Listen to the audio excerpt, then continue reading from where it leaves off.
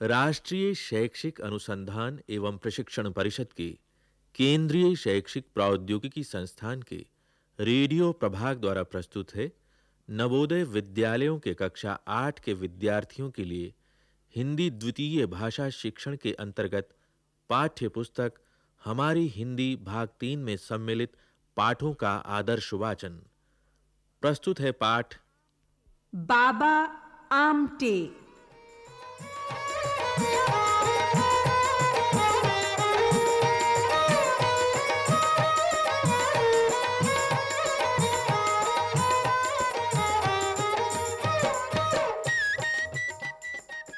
मेरी माँ ने मुझे एक बार एक जापानी गुड़िया दी थी। इस गुड़िया की यह विशेषता थी कि वह लिटाने, लुढ़काने या गिराने पर भी खड़ी हो जाती थी। कोई उसे जितनी बार गिराता, वह उतनी ही बार उठ खड़ी होती। अंत में उसे गिराने वाला ही हार जाता। माँ ने मुझे गुड़िया का यह खेल दिखाया।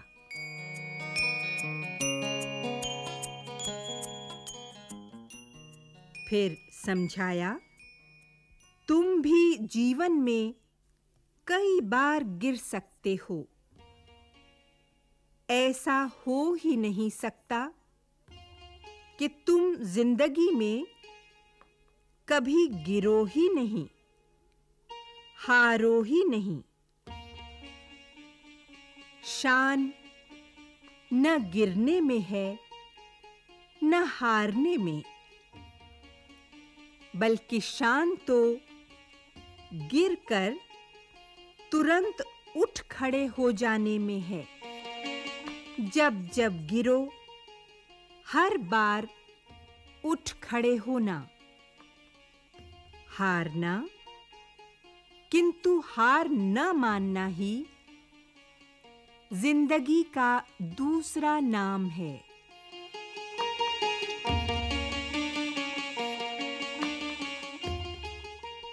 यह बात बाबा आमटे के बचपन की है। बाबा आमटे का नाम तुमने अवश्य सुना होगा। उनके बारे में समाचार पत्रों में भी पढ़ा होगा। संभवतः तुमने उनका चित्र भी देखा हो।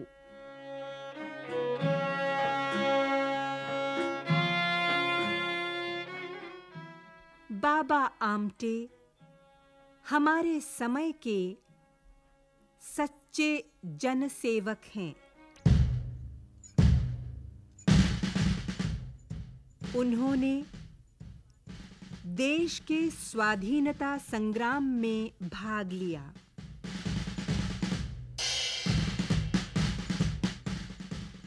वे जेल भी गए। उन्होंने छुआछूत के विरुद्ध कड़ा संघर्ष किया है।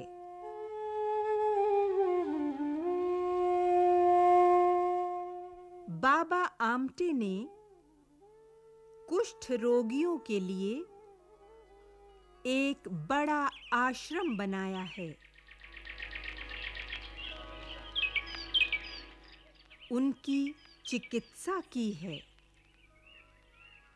यही नहीं, उन्होंने कुष्ठ रोगियों को सम्मान से जीना सिखाया है।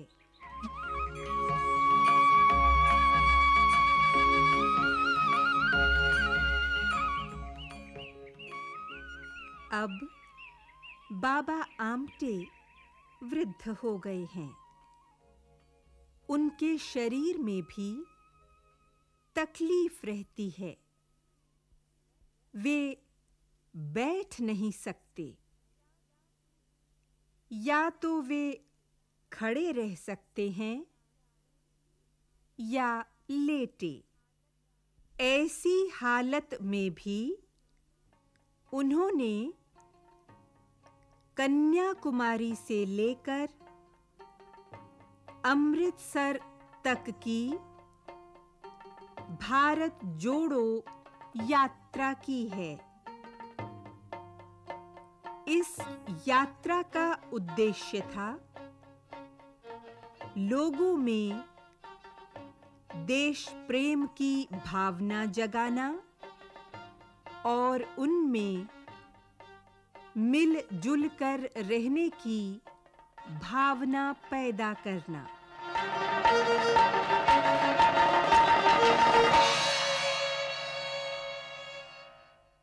बाबा आमटे का पूरा नाम है मुरलीधर आमटे। उनके पिता का नाम था देवीदास हरबाजी आमटे। बचपन में सब लोग मुरलीधर को बाबा कहकर पुकारते थे। तब से मुरलीधर की जगह उनका बाबा आमटे नाम ही प्रचलित हो गया। महाराष्ट्र के विदर्भ क्षेत्र में एक नगर है हिंगनघाट।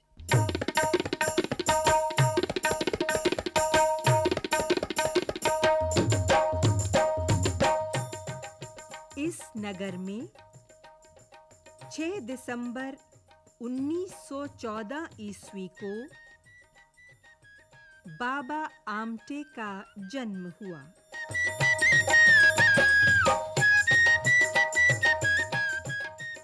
उनके पिता एक जमींदार थे। वे सरकार के लिए किसानों से राजस्व लगान वसूल किया करते थे।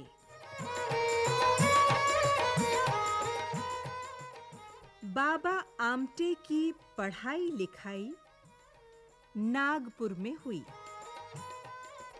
वे बड़े होकर चिकित्सक बनना चाहते थे।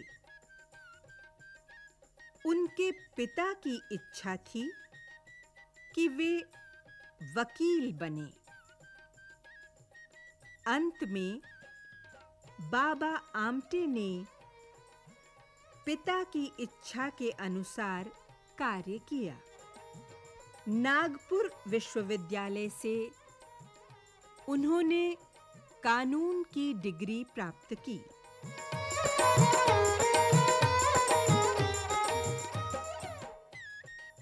इसके बाद वे दुर्ग नामक शहर में वकालत करने लगे। यह सन 1936 की बात है।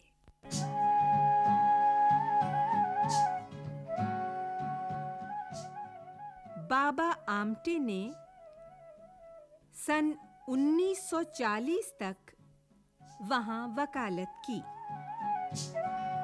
फिर उन्होंने दुर्ग छोड़ दिया और वरोरा आ गए।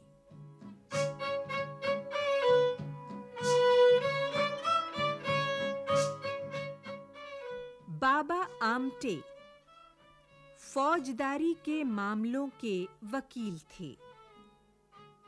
वे अपराधियों की ओर से मुकदमे लड़ा करते थे। जब उनकी दलीलों से अपराधी छूट जाते थे तो बाबा आमटे को बहुत दुख होता था।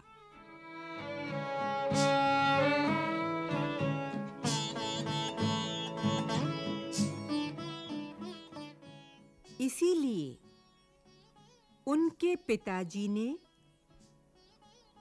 उन्हें वरोरा में दीवानी वकालत करने की सलाह दी।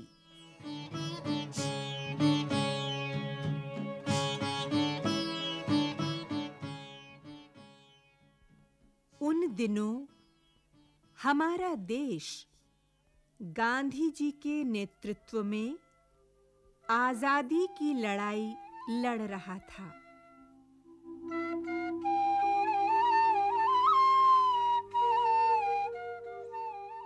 बाबा आमटे पर भी गांधी जी का असर पड़ा।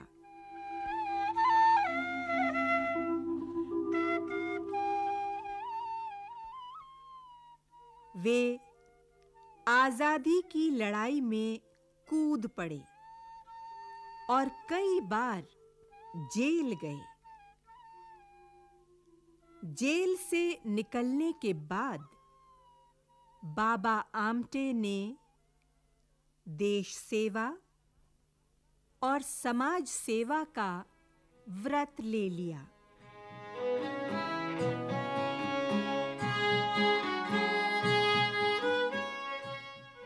वे इस व्रत को पूरा करने में जी जान से जुट गए।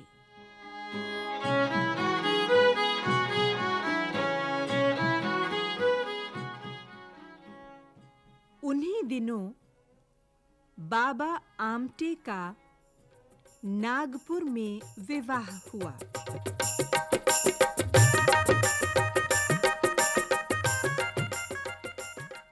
उनकी पत्नी का नाम इंदु था। महाराष्ट्र की प्रथा के अनुसार विवाह के बाद उनका नाम बदलकर साधना कर दिया गया।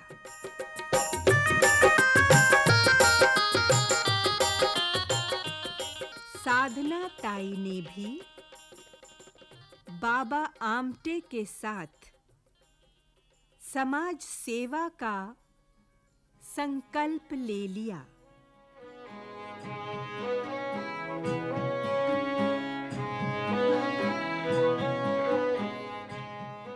बाबा आमटे ने वरोरा में श्रम आश्रम स्थापित किया।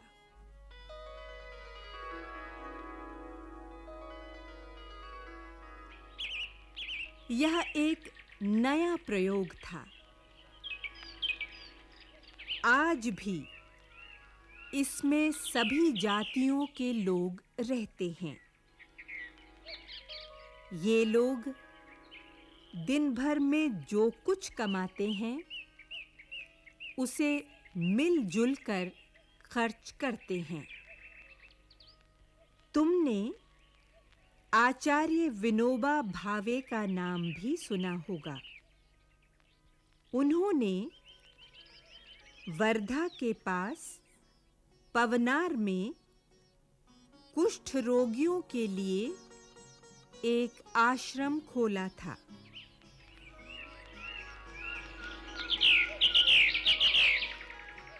उन दिनों कुष्ठ रोग को एक महारोग समझा जाता था।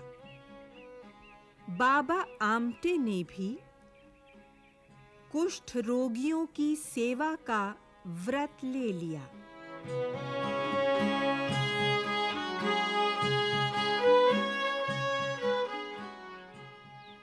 सन 1947 में बाबा आमटे ने अपनी सारी पैतृक संपत्ति त्याग दी। उन्होंने महारोगी सेवा समिति बनाई।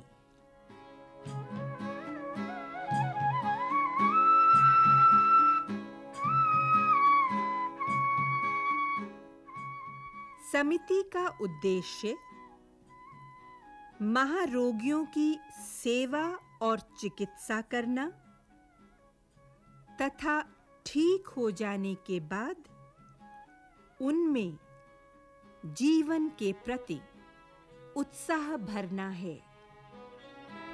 इस काम के लिए सरकार ने भी उन्हें 50 एकड़ भूमि दी। इस पथरीली भूमि पर बाबा ने 6 महारोगियों के साथ आनंद वन आश्रम की स्थापना की।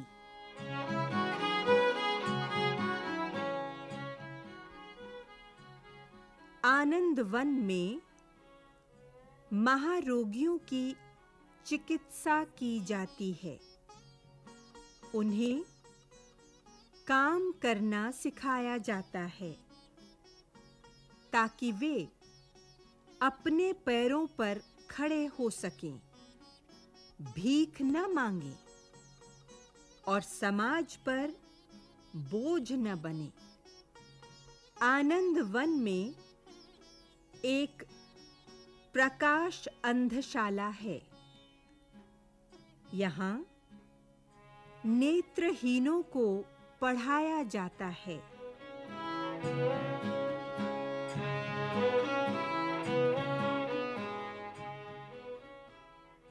आनंद वन के बाद बाबा आमटे ने सोमनाथ नामक एक स्थान पर श्रमिक विद्यापीठ की स्थापना की। इसके बाद उन्होंने आदिवासी क्षेत्रों में सेवा कार्य करने का निर्णय किया।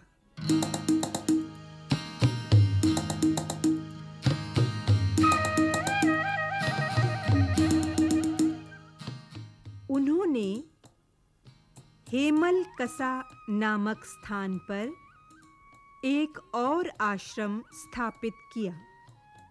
इस योजना को उन्होंने नाम दिया लोक बिरादरी योजना।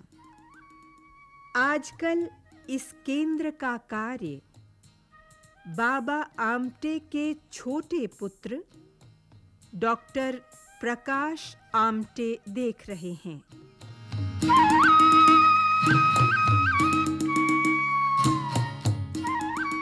आनंद वन में बाबा आमटे के बड़े बेटे डॉक्टर विकास आमटे आश्रम की देखभाल करते हैं।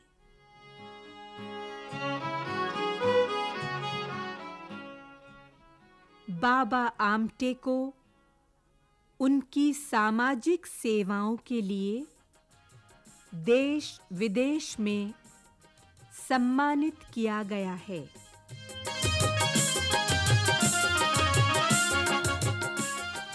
उन्हें अनेक पुरस्कार मिले हैं।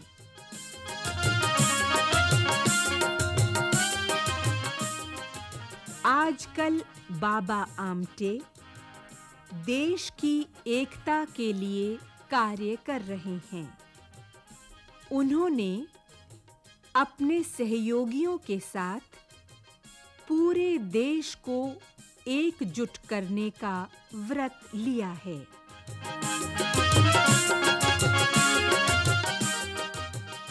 वे अपनी यात्रा के दौरान लोगों को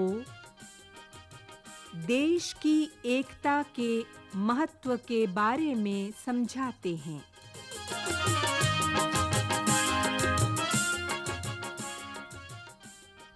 बाबा आमटे ने आनंद वन के सहयोगियों को एक मंत्र दिया है। यह मंत्र सभी के लिए उपयोगी है। श्रम ही है श्री राम हमारा,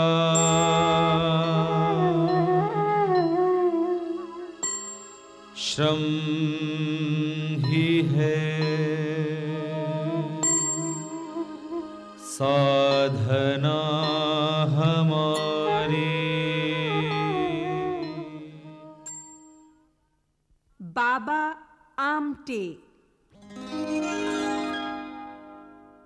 अभी आप सुन रहे थे हमारी हिंदी भाग 3 में सम्मिलित पाठ का आदर्श वाचन। विशेष सहयोग डॉक्टर सुरेश पांडे, परियोजना समन्वय एवं निर्देशन प्रभुदयाल खट्टर, वाचन स्वर वीना होरा, ध्वनियांकन सतीश लाड़े एवं दीपक पांडे, ध्वनि सहयोग दाऊ दयाल चतुर्वेदी तथा निर्माण एवं प्रस्तुति वंदना अरिमर्दन।